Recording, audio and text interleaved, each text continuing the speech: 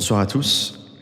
Donc aujourd'hui, ce 8 octobre 20h37, nous débutons notre première émission consacrée à la fameuse plateforme Libri Occulti qui est sortie déjà depuis la semaine dernière. Et donc nous allons entamer ce premier épisode à travers la philosophie du droit allemand et plus particulièrement un penseur des années 20-30 qui s'appelle Carl Schmitt. Donc qui est Carl Schmitt, allez-vous me dire ? Eh bien, c'est quelque chose de très inspirant, en tout cas, à regarder. Il s'agit d'un juriste de profession, un penseur politique, né à l'intervalle entre 1888 et 1985. Donc, on voit bien que c'est un enfant allemand qui a un pied à la fois à la fin du 19e siècle comme au début du 20e. Donc, c'est un homme de l'entre-deux siècles, allez-vous me dire. Et pourquoi est-il si connu, ce Carl Schmitt en question ? Eh bien, petit enfant de Plettenberg, il s'est incarné au fil de son parcours intellectuel, tel l'un des plus grands du début du XXe siècle, à s'être confronté tout d'abord à la conception libérale du droit, celui que nous connaissons aujourd'hui, la lutte aussi, par tradition catholique propre à sa famille, contre l'individualisme despotique, et surtout contre les valeurs révolutionnaires issues des révolutions occidentales en Angleterre, aux États-Unis comme en France. Façonné par le culte monarchique et les valeurs liées à l'honneur de la noblesse prussienne, la noblesse militaire, Carl Schmitt inscrit sa pensée dans le contexte du traumatisme de 1914 et de 1918.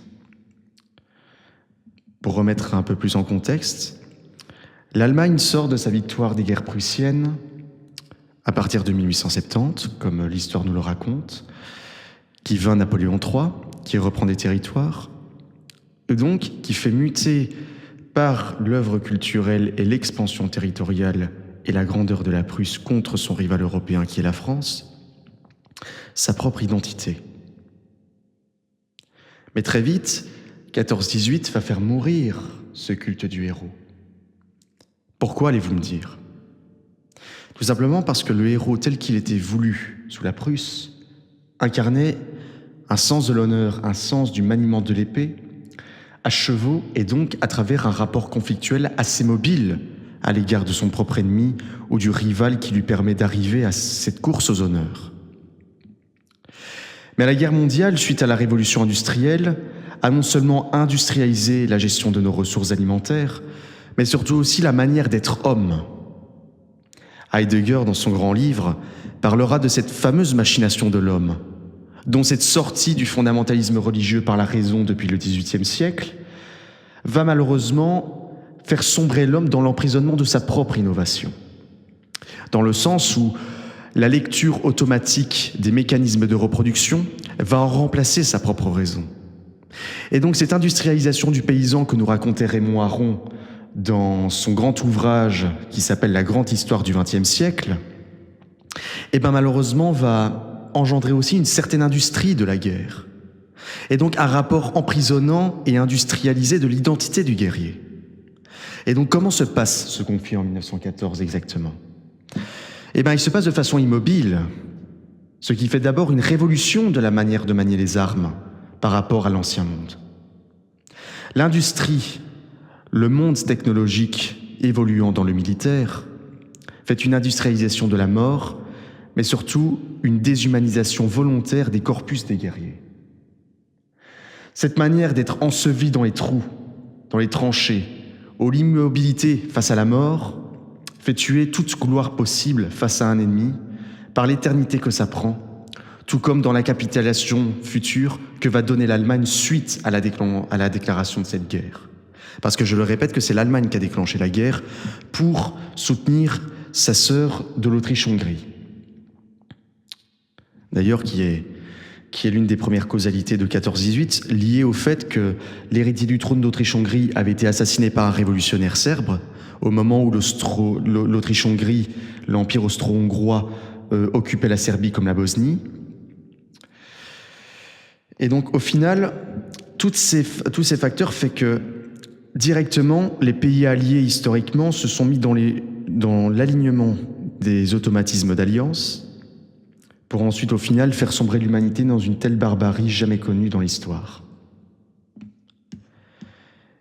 Et suite à la grande confiance qu'avait la Prusse soufflant ses dernières bougies au début des conflits de 14, face à l'atrocité de cette guerre, et surtout à travers l'emprisonnement et la défaite liée à l'avancement de deux fronts, le front des Dardanelles et le front de l'Ouest, enclenché par la France et par les Américains qui sont venus par après, l'Italie, l'Angleterre, comme l'histoire vous le raconte et que vous savez.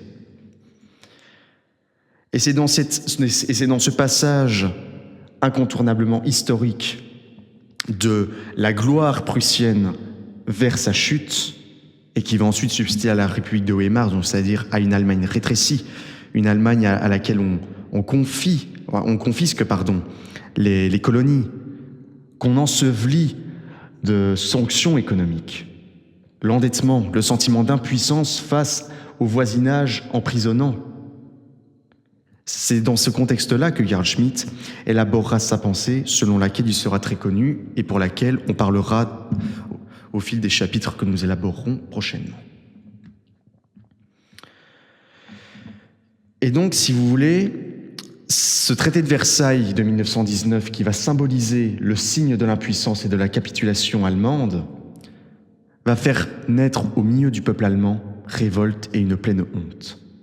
Cette honte de ne pas avoir servi l'œuvre de leur père, cette honte de ne pas avoir été à la hauteur comme l'histoire souhaitait le leur faire parler, une honte d'avoir été si déshumanisé avec si peu de résultats, avec si peu de reconnaissance. Cette élite social-démocrate qui a succédé à l'empire de Guillaume II, qui fera la République de Weimar, celle qui a capitulé face à l'envahisseur, celle qui s'est soumise aux diktats de Versailles, et donc de participer à ce sentiment de honte qui fera naître une certaine haine à l'égard de l'Allemand en lui-même. Et si vous voulez, c'est au milieu de cette période de trouble et de confusion que Carl Schmitt va façonner sa pensée, pour laquelle il sera reconnu comme le fameux philosophe de l'État, mais surtout apparemment pour celui qui influencera exactement la vision de l'État propre au régime nazi. D'après ce qu'on raconte, mais cela, on élaborera parce que c'est beaucoup plus complexe, vous verrez. Et donc tout ça pour vous dire que Carl Schmitt sera celui qui va être reconnu intellectuellement pour ses évaluations par rapport à la crise démocratique du futur modèle républicain allemand des années 20 dans l'entre-deux-guerres, et surtout qui incarne aussi un reflet d'une époque que nous allons élaborer tout de suite, dans le chapitre 1 que nous allons élaborer concernant sa propre vision du politique. À tout de suite.